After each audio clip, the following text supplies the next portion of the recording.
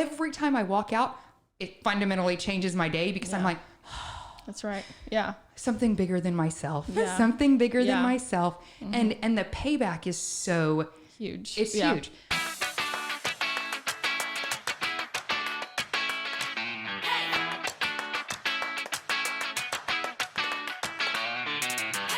Hey y'all, welcome to this week's edition of Because Adulting is Hard podcast.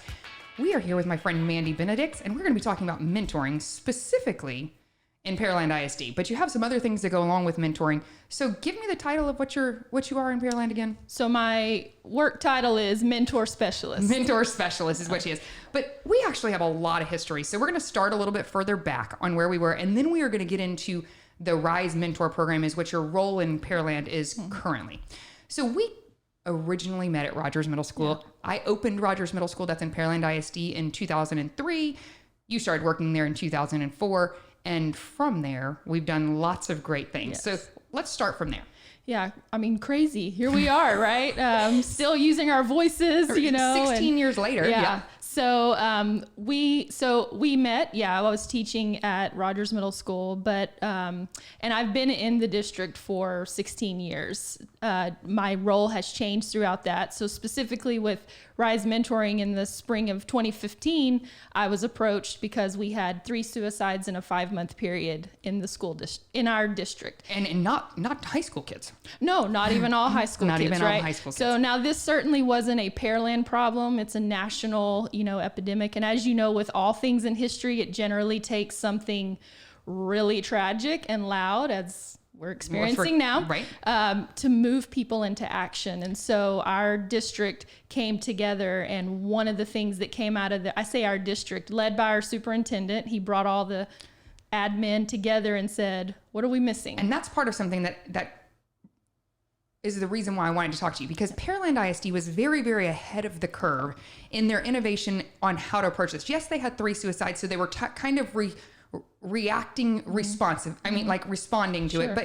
But that was a very, very progressive move. So you started on a campus, and just to give a little bit of history, kids have to have an elective, right? I mean, you've got PE, you've got music, you've got choir, you've got something. So the original thought was to put you in a classroom location and allow you to kind of do a grit class, correct? Right. And that was kind of born out of the person you're going to talk to, I believe, next week. Dana Miles who was my principal at the time. And she said, what's next for you? And I said, I just want to help more people. Right now I serve the kids I teach. And I feel like there are more important things I want to talk about rather than main idea and inferencing.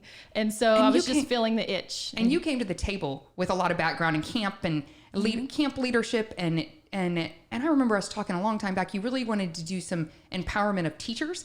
So that your reach could be even further. Exactly. So you have absolutely done that. So let's fast forward into, so that was in 2000. When did you start with that? You're going to make me do math. I know, okay. I did that for 3 years, 3 years on the campus and continued to facilitate the GRIT initiative across the district up until now. Until now. And then the district made a super bold move and actually made a position for you that was in a key role, and part of yours is to go out and recruit mentors. And so that was, wow. I mean, I've done a lot of school administration. I've done it in Creek. I've done it in Pearland. I've done it in LaPorte. I mean, a wide variety. I've done it at the college level. Yeah. And that was really ahead of the time. Yeah. So kudos to the superintendent for doing that. Huge. So now I'm going to talk about this mentor program. That's really why I brought you here, because Mandy had been probably asking me for 3 or 4 years. I mean, we've prayed about this. We've talked about this. I've watched her grow it. We've sat it, just had different conversations about this program. But I've always told her no. No, I don't have 30 minutes in my week to dedicate to somebody else's kid because I'm a busy person. Right. Well, this last year, sometimes God and I are not on the same page. God's always on the same page. I'm just not always listening. Sometimes we're in a different book. Right. But I'm just not. And so let's talk a little bit about what is Rise mentoring first. And then I will talk about how this has looked for me in a year and how, oh my gosh, I can't even tell you how much my mentee has blessed me Yes. from this. Yeah, so by definition, Rise Mentoring is a school-based mentoring program. So many people are familiar with community-based, like Big Brothers, Big Sisters. So it's all the same heart. The only thing that looks different is schedule and location. School-based means all the mentoring happens on the school campus during the school day. So our program serves students K through 12, and we match them with adults out in the community that I go and recruit, or they come to me and say, hey, I heard about this, I want to do it. One-on-one? One-on-one, yeah. Wow, that's really scary. It's all one-on-one, and we just ended our 5th year of this type of mentoring, and we ended with 614 kids that had a mentor. Wow. So yeah. She said that real casually. 614 kids that that this program has individually matched. I've watched Mandy collect data from kids and make an individual match for what's right for a student. And that's how you suckered me. And that's not suckered. I take that back. Right. Yes, I do say suckered, but I mean, I love every bit of it now because Mandy sent me a paper and a child had said, what is your hobby? And Mandy sent, in all of my years of doing this, I've never had a kid write roller derby on their paper. And I was like, ugh, if her name is Raylan, God just will not let this go. Send her my way. Because I had already met a young lady at skating and all of the stars aligned. And I was like, this little girl is meant to be a derby player. I mean, and so now a year in, she is such a blessing to me. And I was really concerned. I'm a busy person. I mean, and we all are. And so what is different about this versus community and schools is that one-on-one time. That's probably the most intimidating thing as well, but it's also the most powerful. Freeing, right? It is, because I have an opportunity to hear that child. I mean, sometimes we do not, sometimes her and I do nothing. I mean, but we paint with diamonds, we do things. So let's talk a little bit about what that looks like. So you are actively, let's just go ahead and say what we mean what we say. You are actively looking for mentors. Always. Now, we have no idea what the beginning of school or going back to school is going to look like this year with everything that's been brought upon us. Right. But I know now more than ever, people have understood again the importance of connection. That, we have been called to be socially distant, but that does not mean we need to be socially disconnected. And you have 600 something kids that you knew were already what we're going to call at risk. I mean, I hate to use that term, but I generally don't use that term, and I'll tell you why. Tell me why. Because we know what that means, right? Right. But when you say that term, generally people in their mind immediately think kid in a broke down trailer, single parent, right? That is absolutely, you're correct. And that is not what I mean. And that's not at all what you mean. Your mentee, for instance, has 2 parents at home that love her dearly. Phenomenal. That Great work family. Life-changing jobs, pastor, teacher, and she doesn't cause trouble at school. And I say that all the kids in our program right now, just so people that want to be a part understand who you're working with, what they all have in common is at this time in their life, they're all missing something.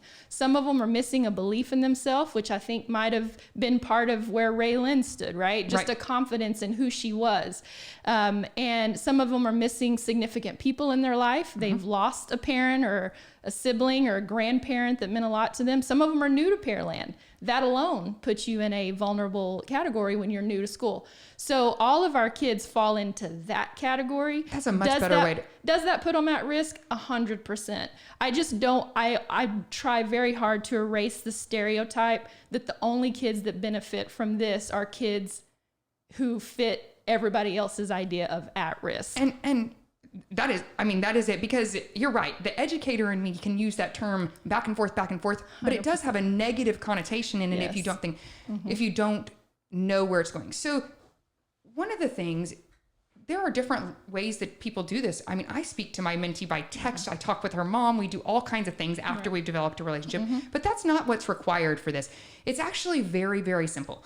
So let's go through that so that we can, because that's what I really want. People ask me all the time, how did you get paired 100%. with your mentee, and what does a time commitment look like? And so let's talk about that. Let's talk about that. So I like to give people a very realistic picture of what to expect. And the time commitment is 1 day a week for 30 minutes.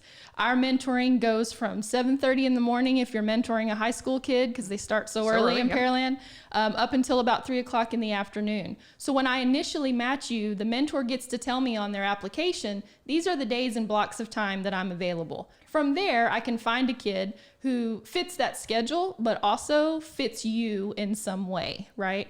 I make no qualms about it to say that I pray over all of my matches. Absolutely. And for some people, that's not what they do. For me, I guarantee that's why there are stories like we had with Raylyn, where a kid comes that you'd met before and I didn't know. And I honestly wasn't trying to.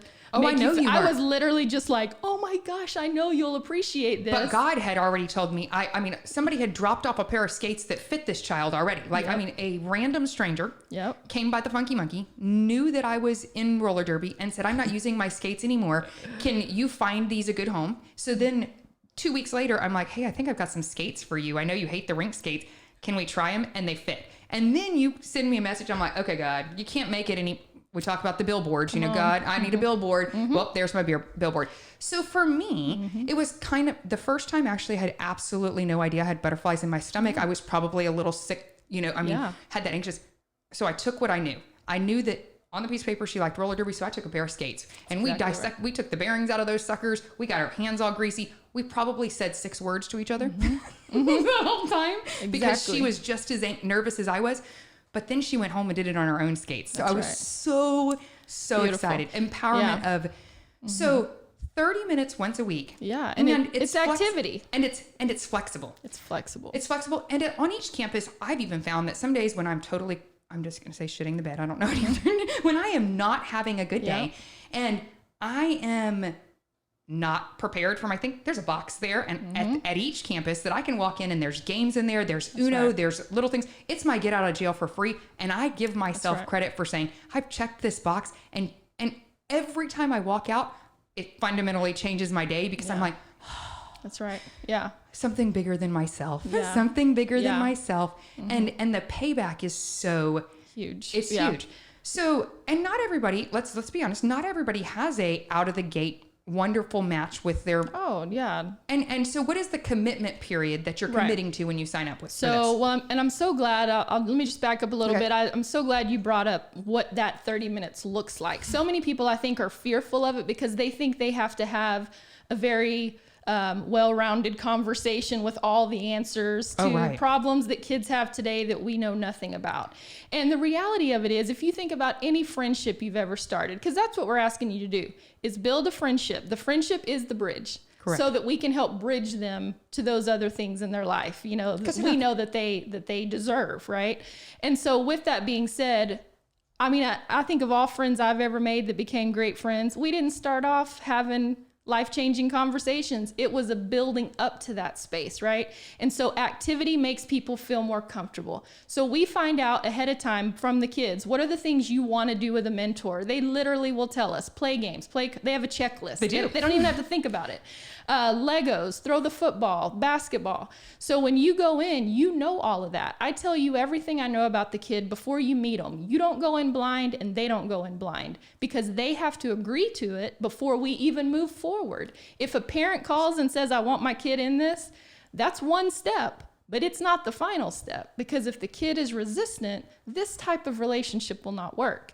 Right? And if the parent, I mean, they come to the table the same. I mean, the need for the parent to understand the relationship with is both. I mean, I know my mentee is going into the 9th grade. Yeah. So it's age appropriate for me to text her. But in the beginning, I sent all the texts with her mother too, until, you know, I mean, so when I'm communicating with her, there's no misunderstanding. But those are relationships that we wouldn't have started that in the beginning. No, and all that's progressive and supported. And there are some relationships that we don't go there for multiple reasons. And the requirement though, if we're talking to somebody coming into this, all we're asking you to do is 1 day a week for 30 minutes. You come to the campus on your designated day and time, and you do that each week. If for something happens, you're normally a Monday at 10. You can't do Monday at 10. You can move to another day in the week. You just can't move the time. That's the academic time we've been told they can come. And when you come armed with your soccer ball or your roller derby skates, whatever they've said we want. That is your curriculum, and from that, we know activity generally happens when you're doing conversation happens when you're doing things. Connection. I have a 13-year-old son, and he's not going to sit down and say, hey, Brady, talk to me. But if we're doing something together, those have been the times we've had the best conversation, right? And it's not necessarily when you think it was going to be. Now, you also provided training for the mentors going into this. It's a 4-hour course, correct? 3 hours, 3 hours, okay. and it is not optional. Okay. It's required. Absolutely. Because the mentor deserves that, and the kid deserves that, and the research says it's essential. It is. So. It's essential. When I took the training, you weren't even training to be a mentor. You were coming to see it for something else you had your hands in. Absolutely. And so, but what I noticed about it was it took away the fear of it gave people the words to say. Yeah. They kind of asked me questions I didn't, and you really gave me some words for that. So we are going to come back. I think you and I are going to kind of I think we're going to come back. I think that's my feel on this is talk about as we get, because we don't know what the school year is going to look like, and we don't know what recruiting is, but I do know that you paired 600 kids this year. What is your goal for next year? I don't ever start with a number goal. Perfect. When I first met with Dr. Kelly 5 years ago, he had a number in mind that was astronomical. And I'm glad there are big thinkers in my life. And he asked me my thought. He said similar question. And I said, well, I really am aiming for quality over quantity. I don't want to just throw a bunch of people together, because the one thing we do know is that the worst thing we can do for a kid is introduce a relationship, and then it just ends and they have no idea why. Now all we've done is given them validity to the idea that nobody really cares and they all disappear anyways, right? So quality training, quality people, quality recruiting, that's number one. And what I've found is the Lord has blessed that with numbers. It has. Right? And we even have, this is a funny story. We have a kid who's being registered as a kindergartner this year, whose mother last year already called the school and got them recommended for a mentor. They weren't even in the district yet. Sometimes you just know. Sometimes you just know. So we've gained some of that integrity in the community. That's what I was about to say. Yeah. Reputation of program is everything. And Mandy, I don't know that you know this, but you single-handedly, I know you don't think it's single-handedly, but your vision for this program and where you brought this program is what has me interviewing you, because you inspire me to be a better person and to do big things, and the things that you're doing in the community and how I get to see it with my mentor, my mentee personally now is undescribable. So we will, in this podcast, put the links to the forms on Pearland ISD. You have to jump through all of the hoops. You've got to fill out a background check. We've got to make sure that you're safe to get into this program. But I would love to see some of my friends make a commitment to doing this next year and some of my customers make a commitment to do it this year, because it's life changing. That's right. It's life changing, and we can fundamentally change childhood. We just talked about this on our podcast that released today. Childhood anxiety and an outlet to see adults as people that they can trust and that they can talk to through relationships and connections one-on-one. One-on-one. And I say it all the time, as human beings, aside from food, water, and shelter, there's 3 things we need. Do you see me? Do you hear me? And do I matter? Absolutely. And it doesn't take a lot for somebody to feel seen or heard. People tell me all the time, how can 30 minutes, that doesn't give me time to do anything. I've heard that many times. But I always say, even with my own son, how often have I put everything aside and he is my only focus?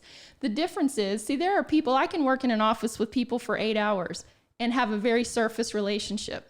But these girls who I literally do nothing but focus on them for 30 minutes one day a week, because it's not the amount of time you are physically with somebody, it is what you're doing with that time, and that's where it becomes exponential. And that you have made them a priority for 30 minutes. For 30 minutes. For 30 minutes. It's a lunch break. It is. And a lot of companies, we've seen that a lot of companies are offering it to allow for, especially people working at home from home right now. I know that your schedule's a little more flexible. Companies are really seeing the importance of connection. So we're going to do this again. We're going to do this again and talk about a little bit more things and see how we can support you in this program, because it is a great program. So on this podcast, I will put all of the links. Right. So step number 1, can you tell me what step number 1 of getting involved is? Yeah. So, you can go multiple routes, right? Whatever you're comfortable with, but we do have a website that has videos. You can see an interview between a mentor and a mentee to get a feel for that.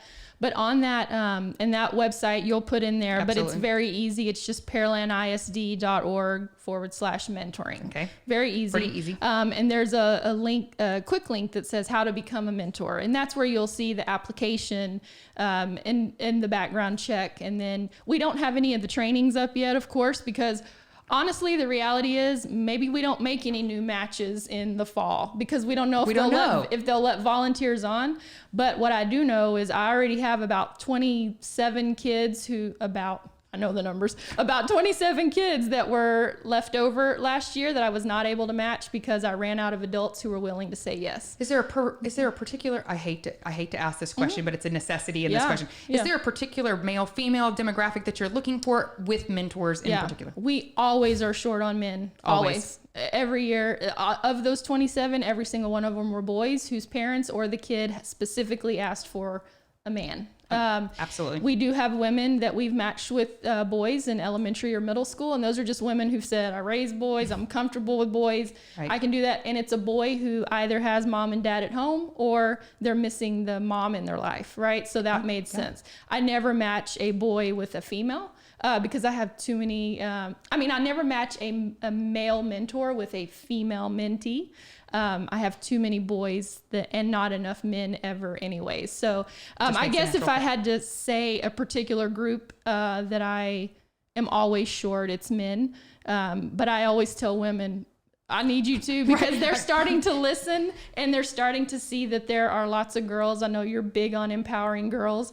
The problem in the beginning was, remember that at-risk title? Mm-hmm. People were looking at their classroom and going, oh, this, and it's usually the boys who you can see, like they're the ones who are vocal or they're, whatever. And so they'll go, and then you have this quiet little girl who's not really causing a stir, but she is inside just killing herself. She's who we're losing. She's who we're losing when we're talking about teen suicide, and that it doesn't work like that. It's not. That's right. So I say that to say that I need women to know that what you do is equally, as important, and you are equally as needed. But as far as numbers and being short, always short men. Yeah, I think this is great. I think that in a time where we're talking about connections and it's unsure, our kids are unsure, this is a great way to get plugged in with your community. You do not have to be a resident of Pearland. I am not a resident of Pearland. That's right. I even got to pick the school that was closest to me or closest to your work. So Mandy does really, really good work on that, and she will make it happen. So I am looking for men and women that are looking to change.